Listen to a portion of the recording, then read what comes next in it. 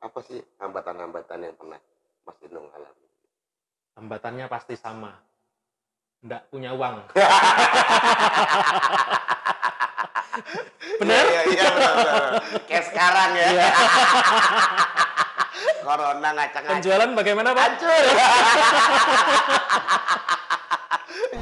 Yo, what's up bro, Adidawa Kacau Gusti. Jumpa lagi dengan saya Bayu Prakoso, Branch Manager Milenial dalam podcast Papi Bayu. Huha! Hari ini kita akan menemui mentor keren, top ganteng boy, ya kan? Markom dari Sendok Supit Group yang katanya rajanya Food and Beverage Yogyakarta. Ikut Papi Bayu yuk.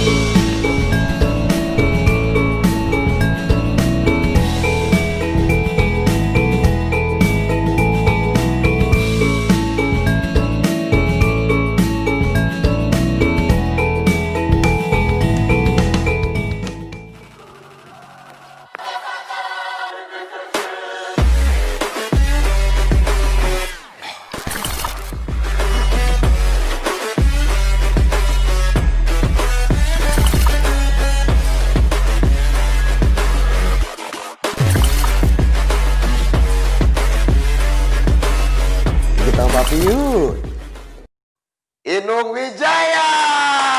Papi Bayu. Halo. Halo juga. Salaman deh ya. Salaman. Iya. Nggak mau dipanggil Om ya, Mas semuanya ya. Mas aja. Oke. Biar Mas sama-sama Iya, muda kan. Om Bayu. Jangan Om. Bawaannya pengen transfer saya kalau Om. Masa ya transfernya cowok. Ya ini teman-teman podcast Papi Bayu, kita hari ini menghadirkan Bapak Inung Wijaya, jangan Mas Papa aja. ya, Mas Inung Wijaya, ini dari Markom Manager Sendok Supit. Nah, apa sih Sendok Supit itu? Kita akan korek-korek, tanya-tanya sama Mas Inung. Ya, Iya. Mas Inung, Sendok Supit itu sebenarnya perusahaan apa sih, Mas?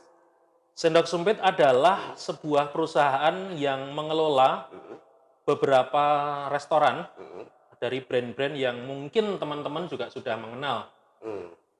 Kami ada XO Sugi, ada juga Hakata Ikausa, ada juga The Daking, Makanannya mahal-mahal semua, Mas. ada juga apa ya?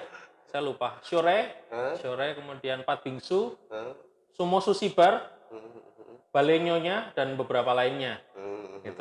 Yang biasa makan di angkringan. Minggir dulu, jangan nonton. Siap. Nah, lanjutannya Mas, kenapa pilihannya Sendok Supit ini bisnisnya makanan? Karena kita tahu ya, di Jogja itu kan makanan, tempat nongkrong, ngopi-ngopi, dan segala macam, wah jamur di mana-mana. Dan persaingannya ketat banget. Nah, kenapa pilihannya adalah food and beverage?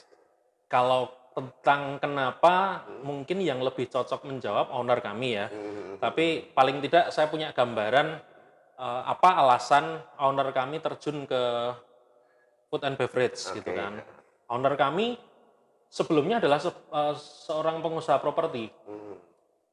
Kemudian makanan ya. Iya, kemudian mencoba untuk berbisnis makanan. Tapi kok ternyata asik gitu kan.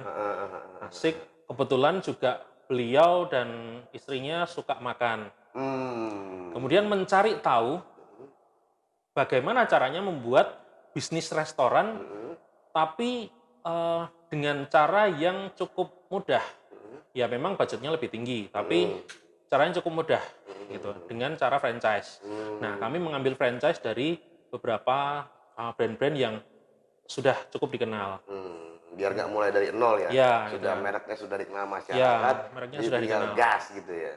Dan itu pun yang diambil adalah makanan-makanan Asia, makanan-makanan Asia, karena menurut survei ya riset kecil-kecilan, menurut mereka makanan Asia adalah makanan yang paling banyak digemari oleh orang-orang Indonesia, ya kan? Kalau makanan Eropa mungkin juga digemari, tapi pasarnya nggak terlalu besar. Gaya-gayaan doang. Iya, gaya-gayaan aja. Gitu kan. Soalnya misalnya makanan Cina gitu ya. Korea juga lagi hit sekarang Jepang. ya. Jepang, siap. Apa namanya? Apaan aja tuh Mas? Tadi apa? XO Suki, terus ada Hakata Ikosa, Akata Akausa, kemudian ada The Ducking, Daking, ada Shore, Sore, ada apa lagi? Sumo Susibar, heeh, ada Balenyonya, heeh. dan beberapa lainnya. Oke, itu semua di bawahnya Sendok Supir. Iya. Nah, Mas Inung ini yang bagian promosinya semua. Saya lebih ke yang bertanggung jawab di marketing dan komunikasinya. Nah, Markom ya Mas ya Ya, berarti ya. Markom. Nah, mungkin teman-teman di podcast Web pengen tahu. Markom Manager. Nah, Ya. Markom itu apa sih Mas pekerjaannya Mas? Kalau teman-teman pernah mengetahui tentang marketing, tentang branding, tentang selling, kurang lebih Markom adalah orang yang ada di antara mereka. Hmm. Saya menerjemahkannya seperti itu. Benar atau tidak itu urusan lain, tapi saya memilih, kami semua memilih untuk berada di jalur kreatif, untuk mencapai sebuah tujuan. Tujuannya apa? Berkomunikasi dengan halayak audiens kami. Gitu. Kami mencari tahu kebutuhan kami apa, kemudian kami lakukan dengan jalan kreatif, dengan strategi juga. Nah, untuk strateginya ini dari Sendok Supir itu apa ya? Saat ini kan apalagi kemarin kan masanya pandemi ya, corona, otomatis ini semua mall ada semua restoran ini ada di mall, yang mall itu tutup, ya kan? Ya Pak ya. Terus apa yang dilakukan sama Sendok Supir, Mas Inung sebagai markomnya, strateginya apa agar restoran ini semua tetap jalan? Ya. Ada beberapa hal kita obrolkan satu persatu karena masing-masing restoran mempunyai treatment yang berbeda-beda. Segmen pasar dan positioningnya juga berbeda. Nah, misalnya untuk yang di mall sendiri kemarin waktu awal-awal pandemi, kami periksa seluruh kesehatan apa ya, ibaratnya kesehatan kapalnya seperti apa. Apakah memungkinkan untuk berlayar atau enggak? Kalau tidak memungkinkan untuk berlayar, kami perlu membuat keputusan. Kami istirahat dulu, jangan berlayar, karena kalau berlayar pasti tenggelam, gitu kan. Kemudian awak-awak kapalnya gimana? Awak-awak kapalnya juga jangan diajak berlayar, karena kami kan nggak berlayar. Tapi Badainya gede ya, lah ya. kalau yang bisa berlayar, ya kami berlayar dengan sedikit modifikasi. Misal kapalnya yang tadinya cuma pakai layar biasa, ini perlu kita kasih las apa, besi, galvalum apa atau apa gitu. Misalnya kita analogikan seperti itu. Tapi untuk kapal-kapal tadi kan ada yang tidak mungkin berlayar. Oke. Otomatis kami tetap perlu berlayar bersama awak-awak kapal itu. Maka kami membuat kapal baru yang lebih kuat. Oh, gimana Kapal tuh? baru yang kalau misalnya yang sebelumnya itu kapal-kapal kayu yang cukup kokoh. Tapi kapal kayu itu akan tetap tenggelam kalau terbentur karang. Nah, kami membuat kapal misalnya terbuat dari besi baja yang bisa mengapung gitu ya. Nah, yang lainnya tutup, justru kami malah membuka beberapa brand dengan jalan samurai. Jalan samurainya apa? Online. Online. Online, Siap. ya. Grab, Gojek bisa kami manfaatkan dengan sungguh-sungguh. Oh, Bukan? jadi masuk ke dunia itu juga Iya, ya? langsung seperti itu. Iya. Yang lainnya kami membuat sebuah apa ya, pembicaraan sebelumnya. Bagaimana caranya kita biar bisa tetap berlayar sampai ke tujuan kami. Gitu kan. Kami membuat strategi, kami membuat segalanya itu cukup mendetil. Dan kebetulan digital adalah jalan yang paling tepat ketika itu. Siap. Karena kita ketika berpromosi dengan cara apa, memasang spanduk, flyering apa segala macam nggak akan Mau mungkin. ngasih diskon gede segede apa? Segede apapun nggak mungkin. Nah, Nah, marketing berada di mencari tahu kebutuhannya, kebutuhan demand-nya apa. Ketika itu yang dibutuhkan apa sih? Murah, karena orang-orang pada nggak kerja. siap, betul. Aman, sehat, apalagi, dan lain-lainnya. Mereka nggak mau keluar rumah juga. Otomatis kita juga memfasilitasi semuanya dengan hal-hal itu. Beberapa resto kami ajak bergabung untuk ke brand-brand baru itu. Jadi kami justru membuat brand baru dengan mengambil beberapa konsep dari resto-resto kami yang sebelumnya. Oke. Berarti ada analisa dulu kebutuhan pasarnya itu apa, terus baru berinovasi. Ya, Dari strategi marketingnya sampai kemasannya pun mungkin juga, karena ya tadi ya kemasannya. ada sehat dan Ya, segala macam ya. Nah, masuk ke apa namanya dunia apa namanya kemajuan perkembangan teknologi tadi sudah dibahas adanya GoFood, adanya GrabFood dan ya, lain-lain. Nah, sekarang dengan mudahnya orang bikin restoran padahal nggak jelas restorannya di mana, Mas. Sedangkan Sendok Supit ini bikin restoran nggak ada yang murah, restoran yang segede-gede gini, terus semuanya ya standarnya mungkin nasional internasional ya Mas ya. Mahal-mahal banget. Nah, sekarang ngelihat perkembangan teknologi yang akhirnya ada GoFood, GrabFood, Mas Inung dengan Sendok Supitnya ini merasa kesel nggak sih Mas? Kok orang dengan murah nggak ada tokonya, nggak ada restorannya, di rumah aja bisa jualan. Nah ini kita harus gede-gedean kayak gini, tetap aja sama aja gitu Mas. Persaingannya kan di teknologi. Gimana Mas? Nanggepinnya? kesel enggak sih, Hmm? karena masing-masing mereka itu kan punya segmentasi Segmen sendiri sendiri-sendiri. ya? Kami pun juga ketika misalnya daging Hmm. berjualan ke apa ya, segmentasinya yang menengah ke bawah gitu Hmm. juga kurang tepat. Maka kami Hmm. berjualannya kepada orang-orang yang Menengah ke menengah ke atas. atas gitu. Tapi saat kemarin pandemi, caranya itu ada, tapi tetap ada yang calling lewat GrabFood itu tetap ada. Tetap ada. Cuman kemarin kebetulan kalau yang daging sendiri kan Hmm. awal pandemi itu sempat sempat apa, sempat buka tapi lama-lama terus kami putuskan untuk tutup dulu. Nah, Hmm. terus begitu saya lupa bulan apa, itu kemudian kami buka GrabFood-nya juga tetap jalan, Oke. online tetap jalan, Gojek jalan, tapi kami akan lebih lebih tekankan lagi, lebih utamakan yang dine in. Dine in dengan tentunya dengan protokol-protokol yang sudah ditentukan oleh pemerintah. Karena mereka juga pasti membutuhkan higienisnya, keamanannya, sterilnya, segala macamnya pasti dipikirkan gitu. Siap, siap, siap. Oke, sekarang masuk ke sosoknya Mas Inung Wijaya. Karena ini yang ditunggu sama apa namanya Sosok penonton. sosok Kayak setan nih sosok gitu ya. Enggak loh, sok-sokan. orang gitu ya. Jadi karena podcast ini kan pengen tahu Mas, orang itu berkarir dari awal dari nol kan nggak mungkin ujuk-ujuk langsung jadi manajer ya Mas ya. Hmm, Nah awal karirnya Mas Inung tuh apa sih? Mulai dari mana? Terus kok bisa sampai sekarang jadi seorang manajer markom di hmm, perusahaan menurut saya perusahaan restoran terbesar di Jogja. iya. Benar ya? Boleh dibilang begitu, Iya karena tapi banyak saya banget nggak yang berani bilang kayak gitu. menurut saya itulah. Gimana Mas? Awal karirnya gimana mulainya? Dimulai dari mana saya bingung menjawabnya karena Hmm. sejak sebelum lulus kuliah saya Apa sudah sudah langsung di bidang makanan gitu maksudnya? belum Oh enggak ya. di bidang makanan baru ya kurang lebih 4-5 tahun terakhir lah. Itu pun nggak fokus, tapi kalau fokus di makanan baru ya sekitar 2 tahun ini. Awalnya berarti Eh, saya lahir dari kedua orang tua yang cukup kental dengan seni klasik Jawa.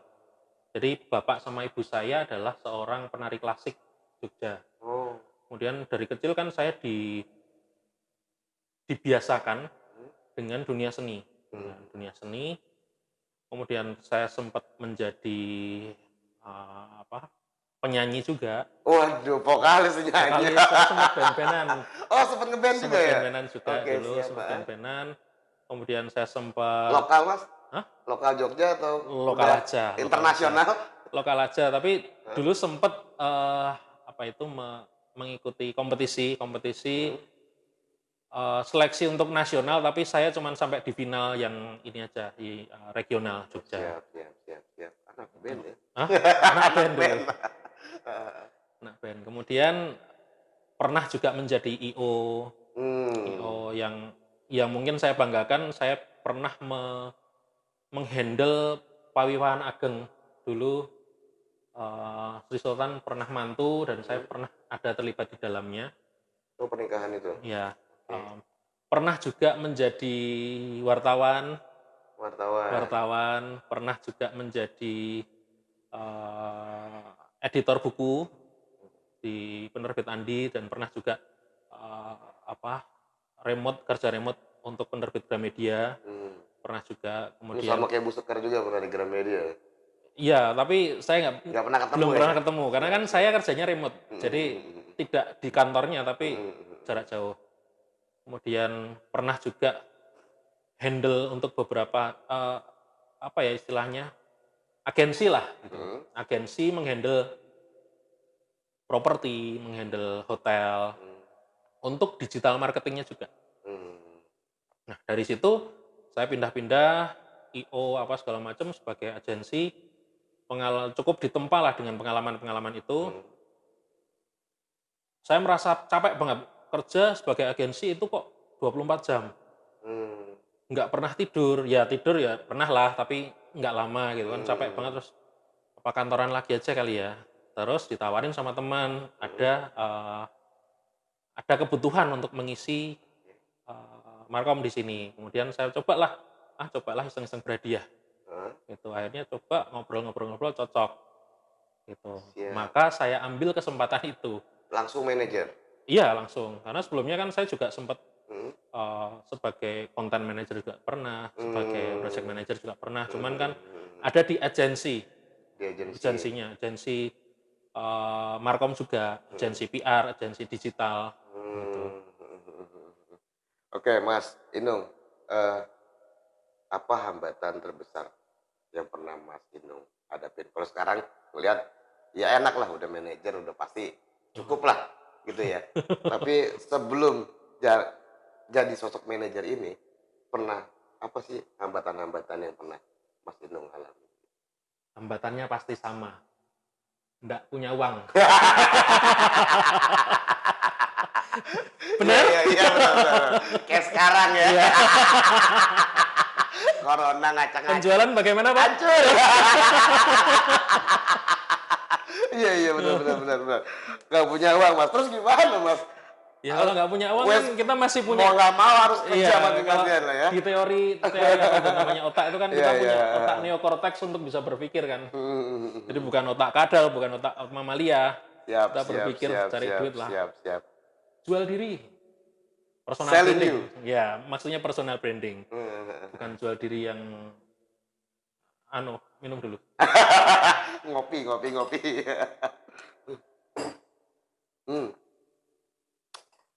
Oke, terus apa namanya titik balik kesuksesan lah, Mas Inung. Pastikan tadi Mas Inung pernah bilang juga sempat jadi anak band. Saya pun ngerasain Mas jadi anak band.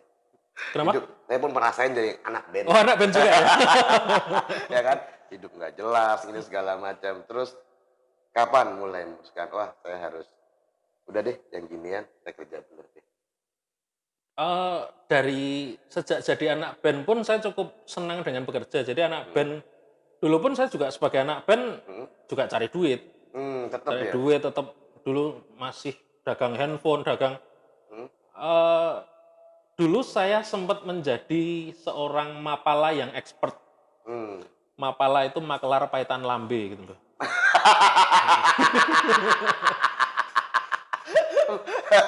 Ini kameramennya ketawa terus. Iya. Jadi kan kebutuhan untuk menghasilkan uang kan cukup banyak, cukup besar gitu kan. Jadi apa yang bisa dijadiin duit, ya jadiin duit. Gitu.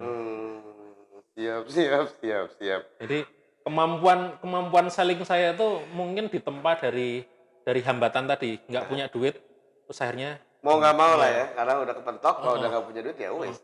Kata Cak Lontong itu, ketika kita nggak punya duit, justru bakat sebagai sales kita tuh semakin moncar gitu kan. Biasanya misalnya nih ada anak buah kita suruh jualan paket makan malam aja susah banget. Kalau pas kita nggak punya duit, suruh jualan handphone cepet, tinggal masuk ke OLX, jual handphonenya. Ini langsung laku. Nggak ribet-ribet ya. Pokoknya apa yang ada jual. Iya, iya, iya. Los, tol. Oke, terus Mas, balik lagi. Ya pastikan tadi ke pekerjaan, Markom. Satu pastikan ngurusin promosi, terus sama juga ngurusin apa namanya, menjaga hubungan baik dengan customer dan segala macam. Inovasi apa yang udah dilakuin sama Mas Inung ya, istilahnya untuk melakukan promosi dan menjaga hubungan baik sama customer.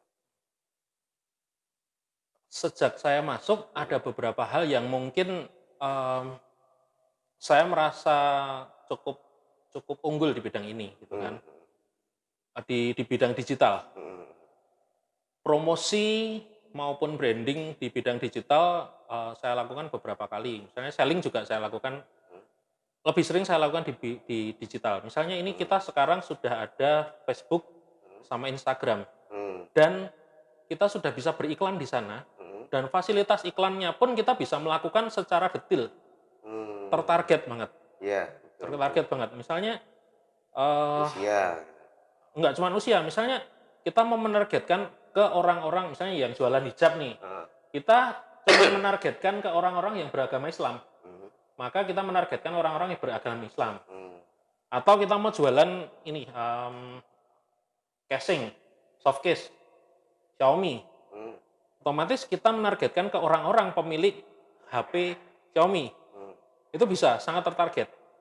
Kemudian orang-orang yang sudah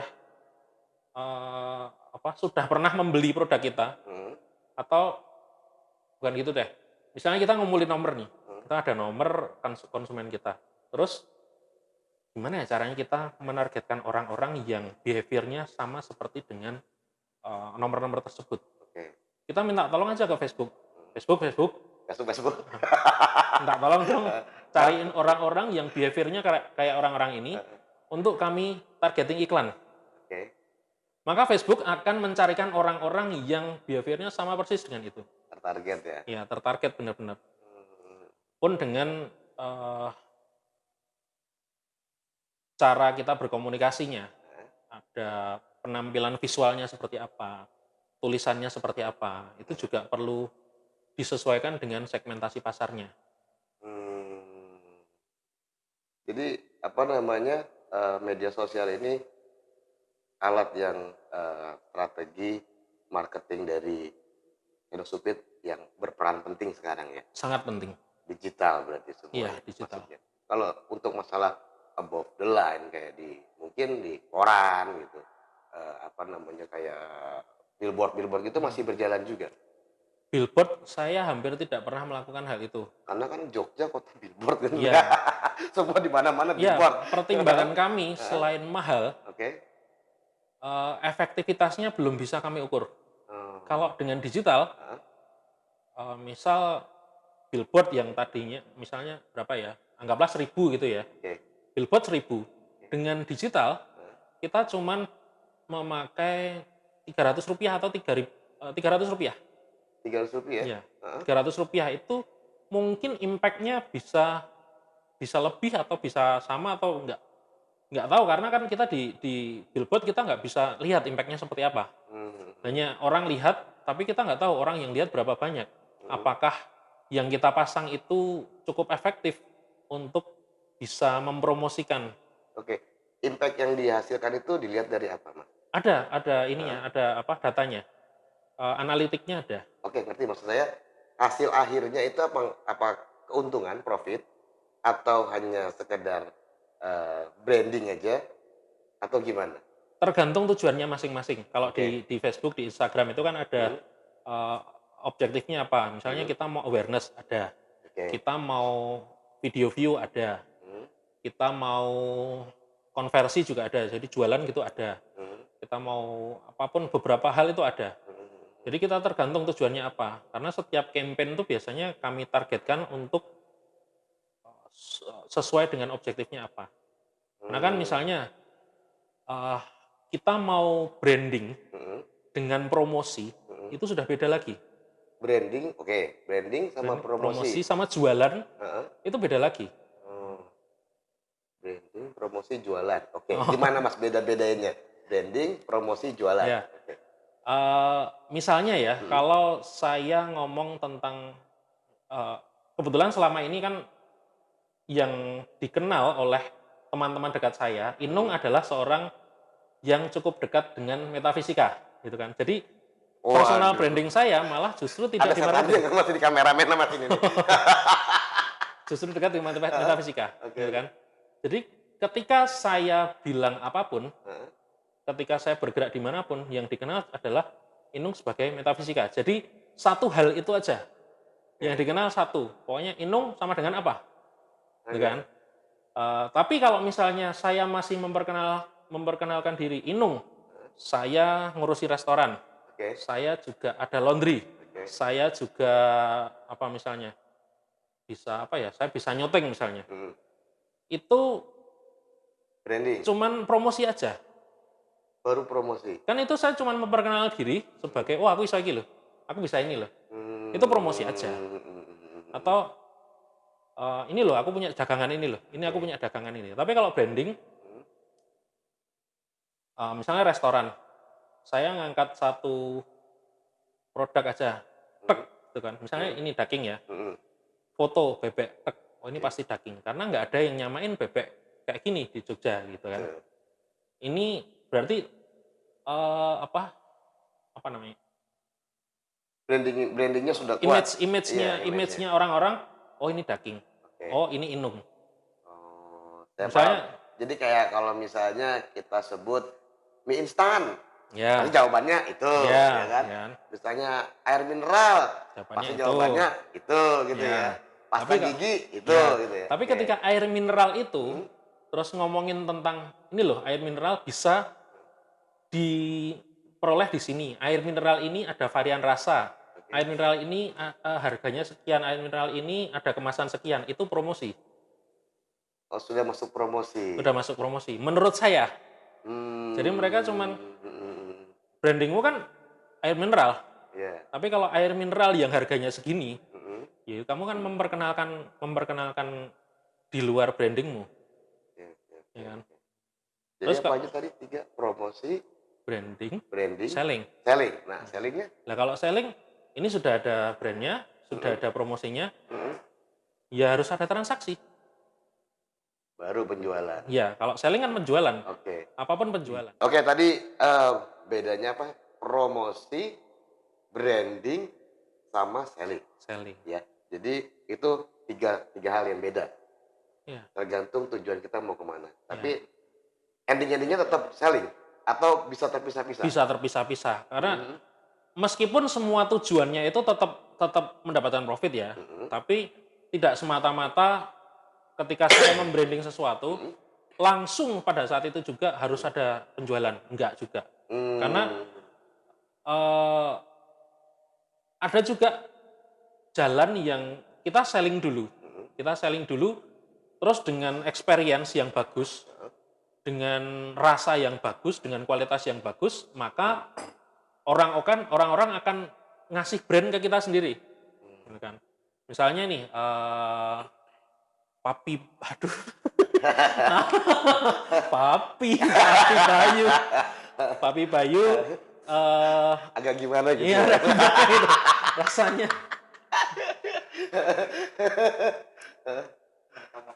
Aduh, misalnya Papi Bayu Mhm. ini berjualan mobil Mhm. ke konsumen Mhm. dan mereka punya experience yang cukup cukup bagus dengan Papi Bayu. Mhm. Maka mereka akan langsung merekomendasikan Mhm. merekomendasikan, pembelian mobil ke Papi Bayu. Tapi Mhm. dengan sales lain, Mhm. mereka berjualannya kurang melayani. Mhm. Maka, image mereka nggak terlalu kuat untuk beli di orang yang itu, Mhm. gitu kan. Mhm. Maka orang-orang yang kenal sales mobil Suzuki, Mhm. Bayu, gitu kan. Mmm. Ini iniannya Hermawan ini kelihatannya. Iya. Masuk, udah masuk 4A, terus 5A, Kebetulan sekarang saya dulu juga pernah heeh, non formal, mengikuti short mhm, course di sana, di eee, Matkelas. apa, aware, appeal, as, terus, Advocate, ya, S, advocate, terus, S, eee, act, act, Advocate. advocate, ya kan. Tapi emang kemarin terakhir Act saya again. itu yang 4A. Tapi untuk yang terakhir ini memang seperti yang Mas Anung bilang. Kemarin pas terakhir saya ikut training di sini kan di apa namanya itu? Di Amplas dulu, Ambrukmo itu, ya. Terakhir itu ada experience, ya kan. Jadi experience baru orang itu akan mengadvokat orang ini bagus atau enggak. Jadi ya oke lah. Jadi Ya tentang brand, marketing, selling dan segala macamnya kita nggak perlu perdebatkan mana yang duluan. udah. Telur sama ayam duluan mana sudah nggak usah diperdebatkan. Yang penting adalah kita melakukan sesuatu untuk sebuah tujuan gitu aja. Nah, tujuannya apa? Udah. Gitu. Kalau saya berada di jalur kreatif. Kalau Kalau Pak Bayu kan berada di jalur garis keras, penjualan garis keras gitu ya. Selling gitu. Ya itu bedanya marketing sama sales. Kalau marketing ya mungkin di Markom ini ya. Markom bukan. Kalau Markom saya lebih ke kreatifnya. Kalau marketingnya kan lebih ke demand-nya. Kebutuhan. Ini kebutuhan pasarnya ada di mana nih? Oke. Kita cari tahu dulu kebutuhan pasar, maka kita ke sana. Solusinya baru Markom yang mengeluarkan. Atau kalau misalnya kita nggak ada pasarnya, bisa nggak si marketing ini bikin pasar ke situ? Kalau istilah marketing sekarang kan, bisa nggak kita bikin kolamnya dulu? Kalau nggak ada pasarnya ya kita bikin pasar. Memungkinkan nggak? Kalau nggak memungkinkan ya jangan dijual, karena yang namanya orang bisa menjual apapun, buat saya itu cukup keterlaluan. Perusahaan sepatu, ya kan? Kirimlah 2 orang sales, suruh ke, gitu kan? Satu dikirim, terus dia pulang. Wah, berat bos. Baju. Oh, baju. Baju bukan sepatu. Dikirim pas balik berat bos. Nggak ada yang pakai baju di sana. Udah nggak usah masuk ke daerah situ. Satu sales lagi dikirim ke sana. Jebret, ya kan? Terus dia pulang, informasinya beda. Di sana pasar yang potensial. Kenapa? Orang semua belum pakai baju. Kita tinggal edukasi sedikit, mereka akan beli baju. Jadi kan 2 sudut pandangnya beda. Iya. Ya, gambaran. Iya. Jadi istilahnya ciptain market itu juga penting ya. Maka ada agensi yang bertugas untuk membuat campaign. Campaign itu membentuk persepsi masyarakat. Karena persepsi masyarakat itu, kita tahulah kemarin pas Pilpres itu, persepsi masyarakat itu tidak dibentuk berdasarkan apa yang benar. Tapi diulang-ulang, maka persepsi masyarakat akan terbentuk. Nah itu kan itu tingkat tinggi sih. Saya kebohongan berulang-ulang jadi kebenaran. Iya kayak gitu. Maka itu misalnya ada edukasi tuh, ada edukasi. Edukasinya apa sih? Ya tinggal kita cari tahu aja frekuensi di sana tuh apa sih? Bahasa yang kepercayaan mereka apa tentang baju. Maka kita cuman tinggal masuk dengan melalui kepercayaan mereka. Kalau nggak pakai baju, maka apa? Kalau pakai baju, maka apa? Maka lebih baik pakai baju. Kalau nggak pakai baju, maka apa? Itu kan bisa dibikin seperti itu. Lihat apa namanya ya segala macam lah ya. Terus orang yang berpengaruh terhadap karirnya Mas Dino. Orang yang berpengaruh terhadap karir saya, yang sangat berpengaruh adalah istri saya. Istri saya. Kalau sampai sekarang saya menganggap ada dua orang yang sangat berpengaruh dalam hidup saya. Kalau karir saya tentu istri saya. Tapi dalam hidup saya yang mengubah, memprovokasi cara berpikir saya adalah istri saya dan satu lagi guru saya namanya Pak Prasetya M. Brata. Beliau adalah seorang trainer neurosemantics, pengembangan dari NLP, yang cukup memprovokasi saya, cukup memberikan role model orang baik, orang yang menurut dengan perintah-perintah kebaikan. Jadi 2 orang itu ya Om ya? 2 orang itu, tapi yang paling besar ada mempengaruhi kehidupan saya adalah istri saya. Di balik orang yang hebat ada wanita hebat di belakangnya ya Om. Love you. Asik. Oke. Terakhir deh Om, sekarang pesan-pesan buat penonton podcast Papi Bayu, istilahnya motivasi, gimana biar mereka bisa Motivasi apa ya? ya ngejar kesuksesan lah. Gitu. Saat ini masing-masing dari teman-teman itu sudah sukses. Mungkin ada yang merasa belum sukses, tapi kita cari tahu dulu definisi kesuksesan itu apa sih. Tapi kalau kita sudah tahu definisi kesuksesan, maka kita semua sudah tahu bahwa kita sudah banyak sekali meraih kesuksesan. Contoh misalnya, Pak Bayu sudah sukses datang ke sini. Asik. Itu kan sukses, Iya, ya kan? betul. Pak Bayu sudah sukses mandi tadi. Oke. Mandi nggak tadi? Belum mandi. Oh belum, berarti belum sukses. Tapi kan Iya. sukses bangun tadi. Sukses. Iya, sukses bangun. Salah satu kesuksesan itulah. Hal-hal kecil aja. Tapi kalau teman-teman merasa semuanya belum sukses ya, mungkin sampai di surga pun teman-teman masih merasa belum sukses. Manusiawi. Manusiawi banget. Sukses ada ya idealnya sendiri-sendiri lah Iya. ya. Kadarnya sendiri-sendiri. Iya. Tentu sudut pandang mana kita mau mengambil sukses itu, kesuksesan itu diambil dari sudut pandang mana. Siap. Oke, gitu ya teman-teman, kita sudah ngobrol-ngobrol bareng Mas Inung, Markom dari Sendok Supit yang rajanya menguasai restoran-restoran. Sultannya makanan, food and beverage di Jogja. Mohon maaf ya teman-teman. Oke, jumpa lagi.